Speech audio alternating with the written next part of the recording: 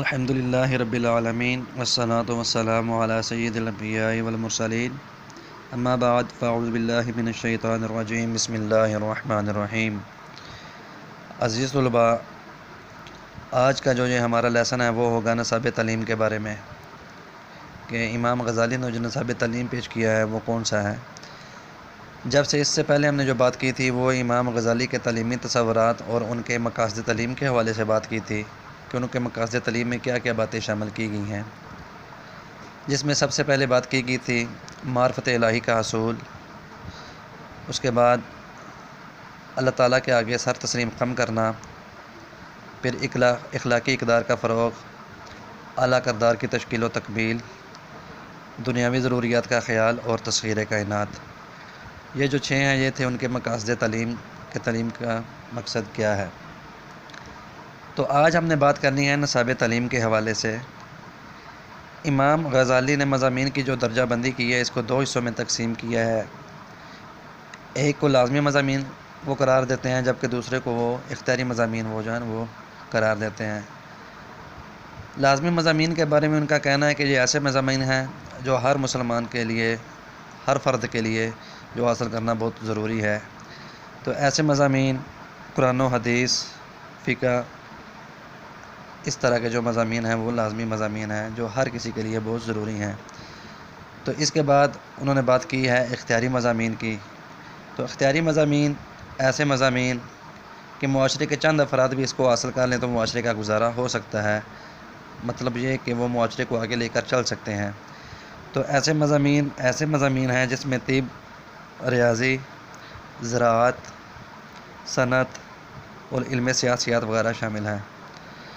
مطلب یہ کہ ایسے مضامین ہیں یہ کہ معاشرے کے چند افراد بھی اس کو حاصل کر لینا تو معاشرے کا گزارا ہو جاتا ہے، معاشرہ آگے ترقی کر سکتا ہے۔ تو اس کے برعکس لازمی مضامین جو ہم نے پہلے بات کی ہے کہ وہ سب افراد کے لیے وہ ضروری ہیں۔ تو ہم بات کرتے ہیں کہ امام غزالی نے مضامین کی درجہ بندی کر کے نصاب تعلیم کو لازمی مضامین اور اختیاری مضامین میں تقسیم کیا ہے۔ امام غزالی لازمی مضامین کو فرض عین قرار دیتے ہیں، یعنی کہ لازم ملزوم قرار دیتے ہیں کہ لازمی مضامین ہر کسی کے لیے فرض عین ہیں۔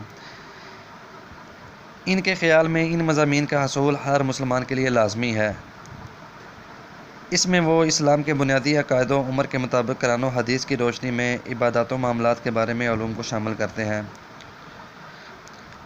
وہ تدریج کے اصول کو پیش نظر رکھتے ہیں۔ تدریج کا مطلب مرحلہ وائز ہے، یعنی کہ درجہ بدرجہ، یعنی کہ جس عمر کا وہ کوئی فرد ہوگا اسی عمر کے مطابق وہ تعلیم دی جائے، جس کی ہم آگے بات کریں گے کہ تدریج کس کو کہتے ہیں۔ یعنی عمر کے مطابق روزمرہ زندگی میں عبادات و معاملات کی جو صورت پیش آئے اس کے بارے میں علم حاصل کرنا فرض عین یعنی لازمی ہے۔ تو قرآن، حدیث اور فقہ وغیرہ کی تعلیم کو وہ ہر مسلمان کے لیے لازمی مضامین جو ہے نا وہ شامل کرتے ہیں۔ تو اس کے بعد اختیاری مضامین کو امام صاحب کا فرض کفایہ کا نام دیتے ہیں کہ اختیاری مضامین جو ہے نا وہ فرض کفایہ ہے، یعنی کہ یہ فرض عین نہیں ہے اختیاری مضامین۔ ان میں وہ مضامین شامل ہیں جن کے بغیر معاشرے کا کاروبار نہیں چلتا۔ اگر معاشرے میں ان علوم کے جاننے والے افراد مناسب تعداد میں موجود ہوں تو معاشرے کا کام چلتا رہے گا۔ اسی مناسبت سے ان کو فرض کفایہ کہا گیا ہے۔ ان میں طب، ریاضی، زراعت، صنعت و حرفت، پارچہ بانی اور علم سیاسیات وغیرہ شامل ہیں۔ مطلب یہ کہ آپ نے بس یہ یاد رکھنا ہے کہ فرض عین اور فرض کفایہ والے جو 2 مضامین انہوں نے پیش کیے ہیں وہ کون کون سے ہیں۔ فرض عین یعنی کہ لازمی مضامین قرآن و حدیث وغیرہ، اور فرض کفایہ اختیاری مضامین کہ جو چند افراد بھی حاصل کر لیں تو وہ جو ہے نا وہ ضروریات پوری ہو جاتی ہیں۔ تو یہ تھا ان کا نصاب تعلیم جس کو انہوں نے 2 حصوں میں تقسیم کیا ہے۔ تو اس کے بعد ہم بات کریں گے طریقہ تدریس کے حوالے سے کہ پڑھانے کا طریقہ کیسا ہونا چاہیے جو امام غزالی نے بتایا ہے۔ اس حقیقت سے انکار نہیں کیا جا سکتا کہ جدید مغربی مفکرین تعلیم نے تعلیمی تحقیق کی بنیاد پر جو طریقہ تدریس پیش کیے ہیں ان میں طالب علموں کی نفسیات کو بنیاد بنایا گیا ہے۔ امام غزالی نے تدریس کے جو طریقے سے بہت پہلے بتائے وہ تعلیمی نفسیات کے عین مطابق تھے، ان کا ذکر ذیل میں کیا جا رہا ہے۔ وہ بتانا چاہ رہے ہیں کہ ایک معلم کے لیے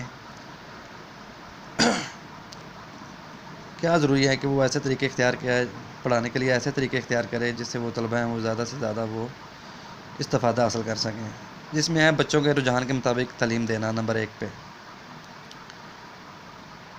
امام غزالی کے نزدیک تعلیم میں بچوں کے طبی رجحان کو پیش نظر رکھنا بہت ضروری ہے۔ طبی رجحان کا مطلب یہ ہے کہ جس طرف بچوں کا رجحان زیادہ ہوگا، رغبت زیادہ ہوگی، جھکاؤ زیادہ ہوگا، اسی انداز کے مطابق وہ بچوں کو پڑھایا جائے، یعنی ان کے ساتھ زور زبردستی نہیں کی جائے۔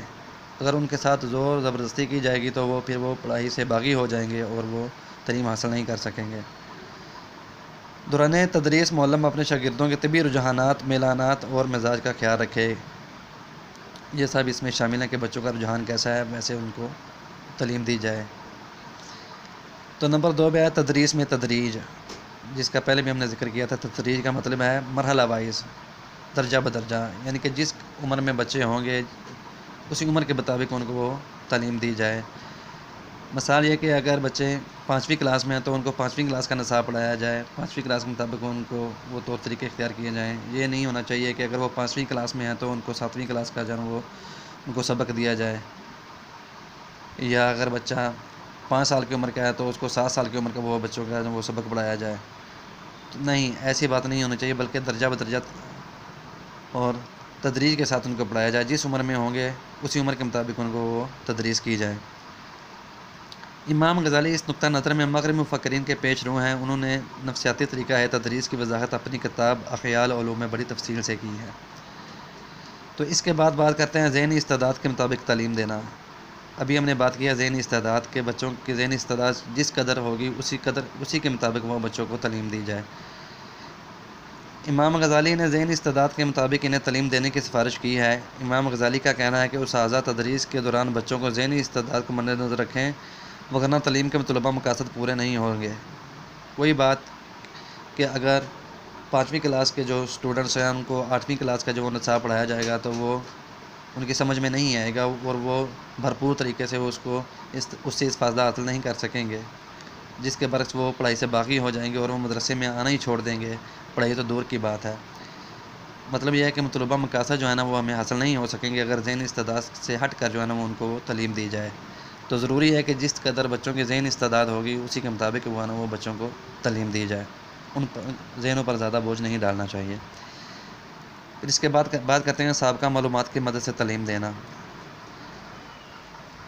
امام غزالی نے اساتذہ کے لیے ضروری قرار دیا ہے کہ وہ نئے سبق کو بچوں کی سابقہ معلومات سے مربوط کریں، یعنی کہ سابقہ معلومات سے اس کو جوڑیں جو سبق پڑھایا جا رہا ہے، اور بچوں کو ان کے پہلے سے حاصل شدہ تعلیمی تجربات کی روشنی میں نئی معلومات فراہم کریں۔ اس کے بعد عمل کے ساتھ مشروط کر کے تعلیم دینا۔ عمل کے ساتھ مشروط کر کے تعلیم دینے کی بات یہ ہے کہ استاد کے لیے یہ ضروری ہے کہ جو کچھ وہ بچوں کو پڑھا رہا ہے اس پر وہ خود عمل کرے۔ ایسا نہیں ہونا چاہیے کہ بچوں کو تو وہ پڑھا رہا ہے، ان کو طور طریقے سکھا رہا ہے کہ یہ ہونا چاہیے وہ ہونا چاہیے، تو جب وہ ادارے سے باہر چلا جائے تو استاد خود ان باتوں سے ہٹ کر جو ہے نا وہ عمل کرے اور اس سے بچوں کو وہ ہے نا وہ منفی اثرات پڑیں گے۔ تو ایسا نہیں ہونا چاہیے کہ استاد جو کچھ بچوں کو پڑھا رہا ہے وہ نہ صرف بچوں کو اس پر عمل کرنے کی تلقین دے بلکہ خود بھی وہ ہے نا وہ اس پر عمل کر کے وہ بچوں کو دکھائے۔ یہ ہے بات عمل کے ساتھ مشروط کرنا۔ تو کیا کہتے ہیں کہ امام غزالی فرماتے ہیں تعلیم اس وقت تک خطرہ خواہ نتائج نہیں دے سکتی جب تک کہ اس عمل سے مشروط نہ کیا جائے، یعنی جو کچھ پڑھا جائے یا پڑھایا جائے اس پر عمل کیا جائے، بچوں کے لیے سبق آسان بنائے جائیں۔ امام غزالی نے تدریس کے جو طریقے پیش کیے ہیں ان کے مطابق اساتذہ کو چاہیے کہ وہ اپنے اسباق کو دلچسپ اور آسان بنائے۔ سبق کو دلچسپ بنانے کے لیے قصے، کہانیاں اور حکایات کی بھی مدد لی جا سکتی ہے۔ تو کیا کہتے ہیں کہ امام غزالی کے ایسا طور طریقہ اختیار کرنا چاہیے جس سے بچوں کی وہ دلچسپی بڑھے۔ دوران تدریس اساتذہ کو مختلف طریقے اختیار کرنے چاہیے، مختلف اشعار کنایہ کا استعمال کرنا چاہیے، مختلف حکایات سنانی چاہیے، مختلف کہانیاں سنانی چاہیے تاکہ جو بچے ہیں نا وہ ان کا ذہن وہ کسی دوسری طرف وہ راغب نہ ہو اور وہ استاد کی طرف جو ہے نا ان کا ذہن وہ جو ہے نا وہ ٹکا رہے اور جو کچھ استاد کہہ رہا ہے وہ اس کے ساتھ دلچسپی کے ساتھ وہ اس کو غور فرمائے۔ اس کے بعد آیا اسباق کی تیاری۔ سبق کی امام غزالی کہتے ہیں سبق کی تیاری کے بغیر ایک معلم اپنے پیشے سے انصاف نہیں کرتا۔ مطلب یہ ہے کہ ایک ایسا استاد جو بغیر تیاری کے آ کر کلاس میں بچوں کو پڑھاتا ہے تو وہ بچوں کے ساتھ انصاف نہیں کر رہا، بلکہ وہ بچوں کا حق مار رہا ہے۔ تو ایک استاد کو چاہیے کہ وہ جب بھی کلاس میں آئے تو جو اس نے سبق پڑھانا ہے وہ اس کو اپنے گھر سے نا وہ اس کی تیاری کر کے آئے، تاکہ نا وہ بہتر طریقے سے جو ہے نا وہ بچوں کو وہ تدریس کر سکے، وہ بہتر طریقے سے وہ بچوں کو پڑھا سکے۔ امام غزالی اساتذہ کو ہدایت کرتے ہیں کہ وہ سبق پڑھانے سے پہلے اس کی اچھی طرح تیاری کر لیں۔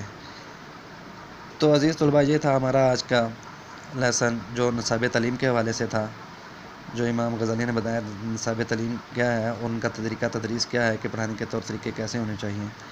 تو اس کے بعد جو ہم بات کریں گے وہ ہو گیا آداب معلم اور آداب متعلم کے بارے میں، کہ معلم کے کون کون سے حقوق ہیں، کون کون سے فرائض ہیں، اور اس جو طالب علم ہیں ان کے کون کون سے حقوق اور فرائض ہیں۔